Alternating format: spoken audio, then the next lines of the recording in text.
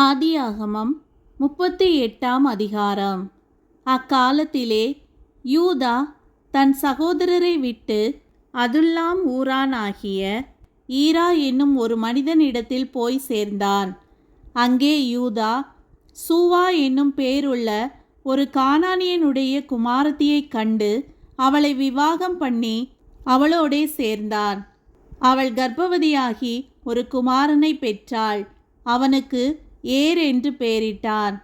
அவள் மறுபடியும் கர்ப்பவதியாகி ஒரு குமாரனை பெற்று அவனுக்கு ஓனான் என்று பெயரிட்டாள். அவள் மறுபடியும் கர்ப்பவதியாகி ஒரு குமாரனை பெற்று அவனுக்கு சேலா என்று பெயரிட்டாள். அவள் இவனை பெறுகிறபோது அவன் கெசீபிலே இருந்தான். யூதா தன் மூத்த மகனாகிய ஏர் என்பவனுக்கு தாமார் என்னும் பேருள்ள ஒரு பெண்ணை கொண்டான். யூதாவின் மூத்த மகனாகிய ஏர் என்பவன் கர்த்தரின் பார்வைக்கு பொல்லாதவனாயிருந்ததினால் கர்த்தர் அவனை அழித்து போட்டார். அப்பொழுது யூதா ஓனானை நோக்கி, நீ உன் தமையன் மனைவியை சேர்ந்து அவளை மைத்துன சுதந்திரமாய் படைத்து உன் தமையனுக்கு சந்ததியை உண்டாக்கு என்றான். அந்த சந்ததி தன் சந்ததியாய் இராதென்று ஓனான் அறிந்தபடியினாலே அவன் தன் தமையனுடைய மனைவியை சேரும்போது தன் தமையனுக்கு சந்ததி உண்டாகாதபடிக்கு தன் வித்தை தரையிலே விழவிட்டு கெடுத்தான்.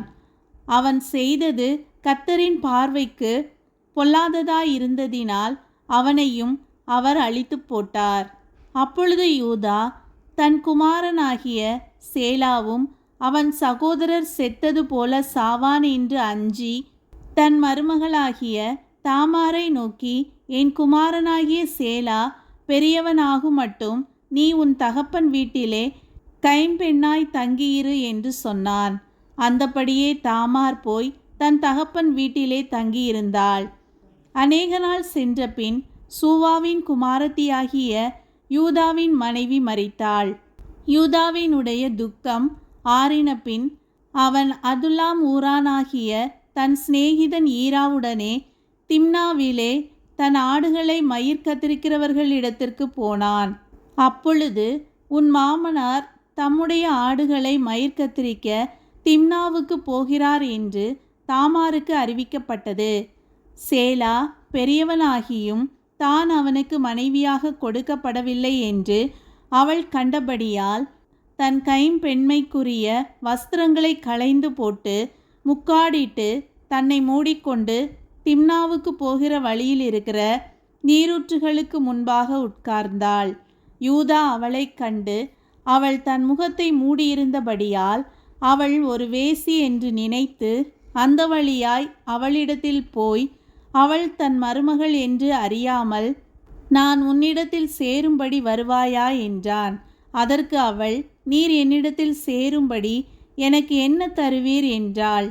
அதற்கு அவன், நான் மந்தையிலிருந்து ஒரு வெள்ளாட்டுக்குட்டியை அனுப்புகிறேன் என்றான். அதற்கு அவள், நீர் அதை அனுப்புமளவும் ஒரு அடைமானம் கொடுப்பீரா என்றாள். அப்பொழுது அவன், நான் உனக்கு அடைமானமாக என்ன கொடுக்க வேண்டும் என்று கேட்டான். அதற்கு அவள், உம்முடைய முத்திரை மோதிரமும் உம்முடைய ஆரமும் உம்முடைய கைக்கோலும் கொடுக்க வேண்டும் என்றாள். அவன் அவைகளை அவளுக்கு கொடுத்து அவளிடத்தில் சேர்ந்தான். அவள் அவனாலே கர்ப்பவதியாகி எழுந்து போய் தன் முக்காட்டை களைந்து தன் கைம்பெண்மைக்குரிய வஸ்திரங்களை உடுத்தி கொண்டாள்.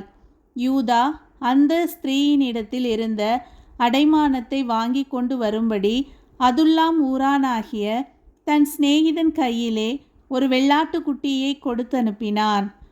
அவன் அவளை காணாமல் அவ்விடத்து மனிதரை நோக்கி, வழியண்டை நீரூற்றுகள் அருகே இருந்த தாசி எங்கே என்று கேட்டான். அதற்கு அவர்கள், இங்கே தாசி இல்லை என்றார்கள். அவன் யூதாவினிடத்தில் திரும்பி வந்து, அவளை காணோம், அங்கே தாசி இல்லை என்று அவ்விடத்து மனிதரும் சொல்லுகிறார்கள் என்றான். அப்பொழுது யூதா, இதோ இந்த ஆட்டுக்குட்டியை அனுப்பினேன், நீ அவளை காணவில்லை, நமக்கு அவகீர்த்தி வராதபடிக்கு அவள் அதை கொண்டு போனால் போகட்டும் என்றான்.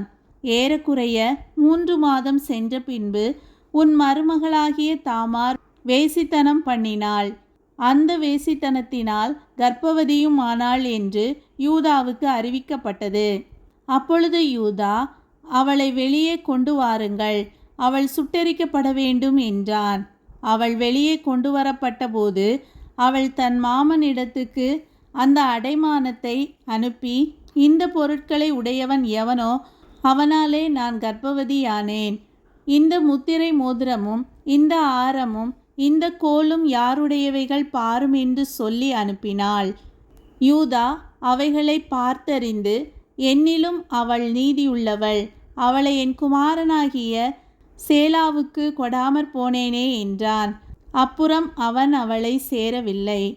அவளுக்கு பிரசவ காலம் வந்தபோது அவள் கர்ப்பத்தில் 2 பிள்ளைகள் இருந்தன. அவள் பெறுகிற போது ஒரு பிள்ளை கையை நீட்டினது. அப்பொழுது மருத்துவச்சி அதன் கையை பிடித்து அதில் சிவப்பு நூலை கட்டி, இது முதலாவது வெளிப்பட்டது என்றாள். அது தன் கையை திரும்ப உள்ளே வாங்கி கொண்டபோது அதன் சகோதரன் வெளிப்பட்டான். அப்பொழுது அவள், நீ மீறி வந்ததென்ன? இந்த மீறுதல் உன்மேல் நிற்கும் என்றாள். அதனாலே அவனுக்கு பாரேஸ் என்று பெயரிடப்பட்டது. பிற்பாடு கையில் சிவப்பு நூல் கட்டியிருந்த அவனுடைய தம்பி வெளிப்பட்டான். அவனுக்கு சேரா என்று பெயரிடப்பட்டது.